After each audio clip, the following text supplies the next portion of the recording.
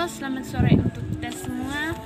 Perkenalkan, nama saya Elfrida Diana Dahu, biasa dipanggil Elan, NIM 2001080064. Saya mahasiswa semester 4 dari program studi pendidikan ekonomi dari Universitas Nusa Cendana Kupang. Di sini saya akan menjelaskan materi yang berkaitan dengan mata kuliah teori ekonomi makro. Nah, di sini saya mengambil materi yang berjudul keseimbangan sektor moneter. Baik, di sini saya akan menjelaskan pengertian dari keseimbangan moneter. Keseimbangan moneter adalah gentile argumen, yaitu keadaan di bidang moneter yang terjadi jika perubahan faktor ekonomi yang menambah jumlah yang beredar diimbangi oleh perubahan faktor-faktor ekonomi lainnya yang mengurangi jumlah uang yang beredar, misalnya kelebihan ekspor dan impor diimbangi oleh kelebihan hubungan swasta pada investasi.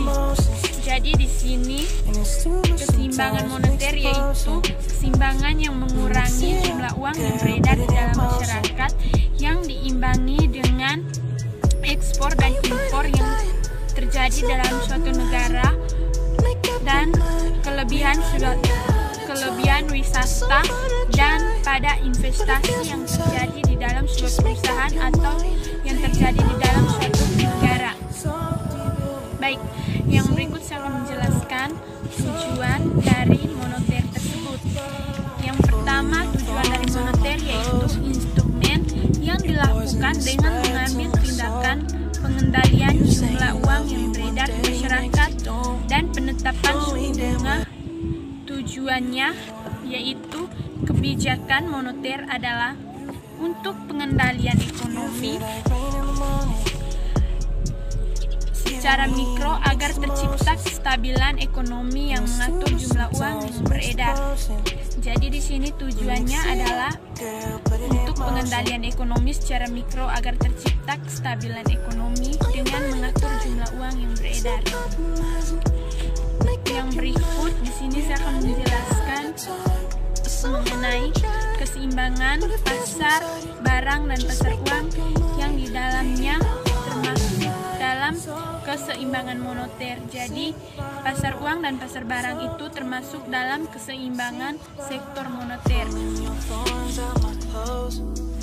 Baik, di sini kebijakan moneter adalah suatu kebijakan yang diambil dari bank sentral dengan tujuan memelihara dan menstabilkan mata uang agar perekonomian negara tersebut tidak menurun. Jadi di sini perkembangan atau beredarnya uang itu sangat penting dalam suatu negara untuk memajukan perekonomian suatu negara. Baik, di sini saya akan menjelaskan sedikit mengenai aset moneter. Jadi di dalam aset moneter terdapat beberapa jenis atau dapat dibagi lagi menjadi beberapa bagian. Yang pertama yaitu sistem informasi manajemen atau SIM, dan yang kedua sistem kontrol risiko, dan yang ketiga sistem multi mata uang. Yang berikut sistem neraca sosial ekonomi, sistem pembayaran, sistem pembukuan tunggal, sistem pengelolaan data dan elektronik atau SPDM. Jadi di dalamnya termasuk barang-barang tersebut. Baik, di dalam keseimbangan sektor moneter juga terdapat inflasi. Berbicara mengenai inflasi, jadi secara umum inflasi itu adalah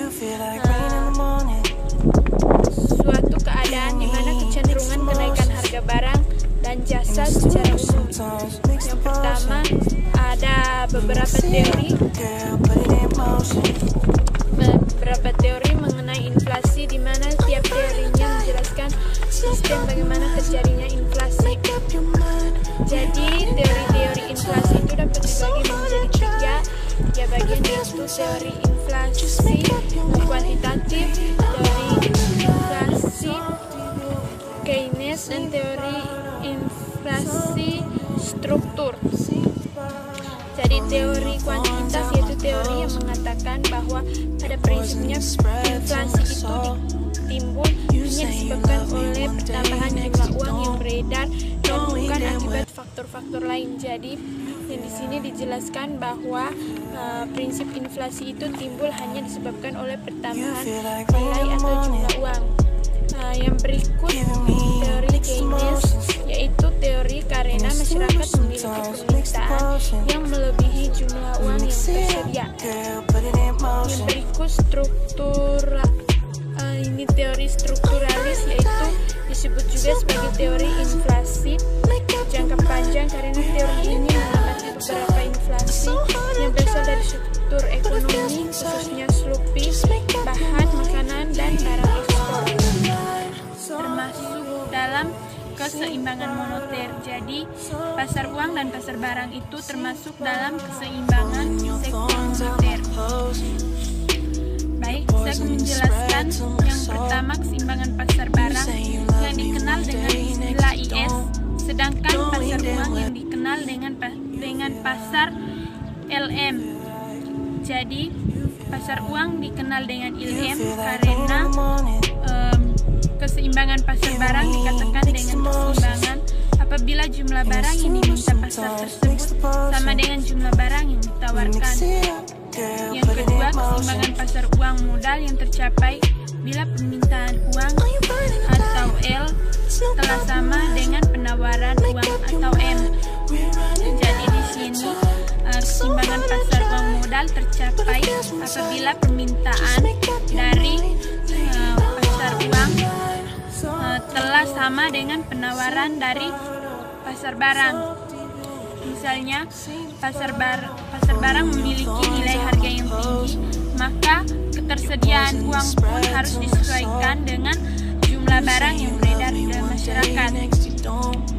Yang berikut saya akan menjelaskan mengenai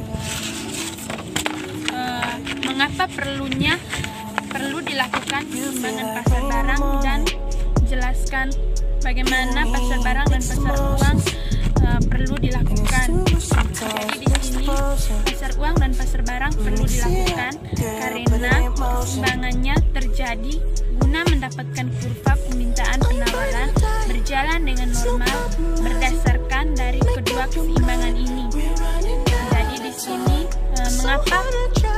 mengapa perlu dilakukannya pasar barang dan pasar uang dikarenakan keseimbangan guna untuk menambah nilai-nilai serta kurva permintaan berjalan dengan normal berbeda.